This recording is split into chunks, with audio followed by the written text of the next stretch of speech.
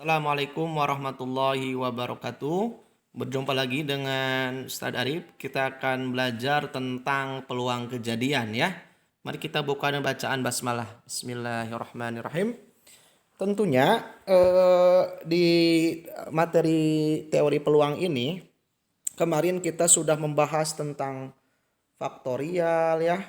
Kemudian apalagi tentang aturan perkalian ya, kemudian tentang apa lagi faktorial, aturan perkalian, kemudian dan bedanya dengan aturan penjumlahan, kemudian permutasi, kemudian kombinasi itu. Jadi kurang lebih ada 4 atau 5 ya bagian seperti itu. Nah, tapi memang untuk aturan penjumlahan dan aturan perkalian tidak begitu diperdalam. Karena itu sifatnya itu apa ya, merupakan seperti senjata dalam bentuk soal-soal permutasi dan kombinasi. Apakah itu nanti menggunakan aturan penjumlahan atau aturan perkalian? Usah sampai ada kan slide-nya kemarin di video tentang bagaimana perbedaannya ya. Kalau aturan penjumlahan mah itu kemungkinan 1 dan kemungkinan 2-nya itu salah satunya terjadi. Kalau aturan perkalian kemungkinan 1 misalkan kemungkinan keduanya sama-sama terjadi. Kalau aturan penjumlahan kemungkinan aturan penjumlahan kemungkinan 1 misalkan dan kemungkinan 2-nya salah satunya terjadi. Kalau aturan perkalian mah dua-duanya terjadi. Seperti itu ya. Oke, kita lanjut di peluang kejadian. Di peluang kejadian ini ada 3 bagian ya. Mari kita buka bacaan basmalah. Bismillahirrahmanirrahim. Oke, kita buka. Sah. Nah, di peluang kejadian ada 3 bagian penting.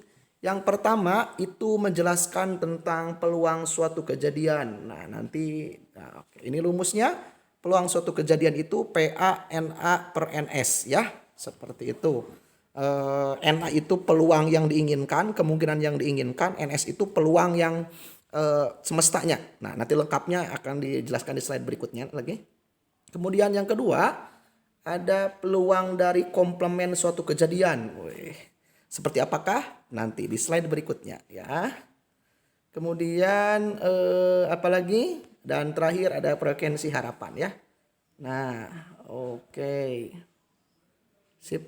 Nah, apa ada keterangannya? Apa itu PA? PA itu peluang kejadian. Oh, ini ada nih keterangannya. PA adalah peluang kejadian.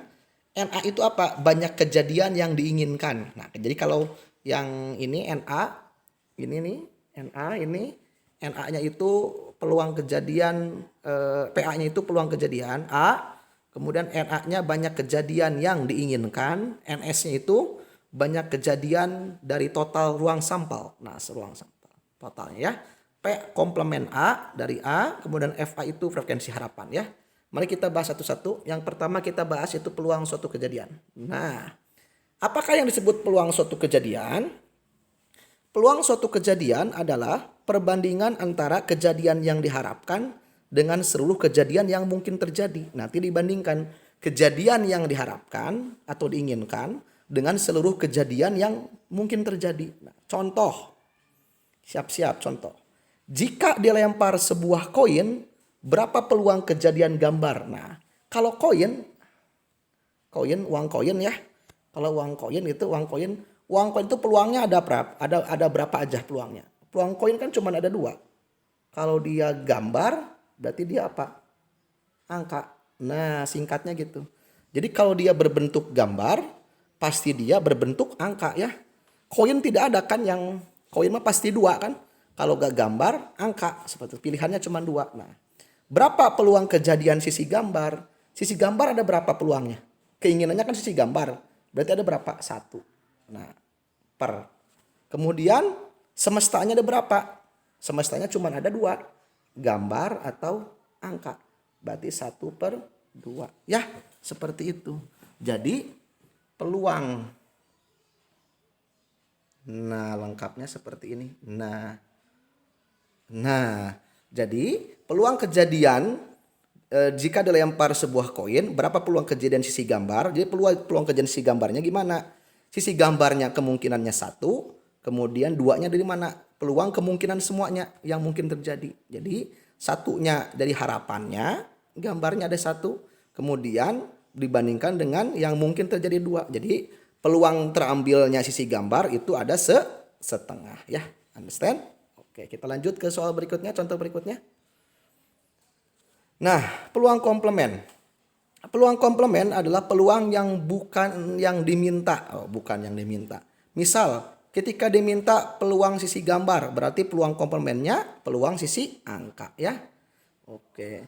Misal ketika diminta peluang sisi gambar, berarti peluang komplementnya peluang sisi angka. Seperti itu ya. Oke, contoh.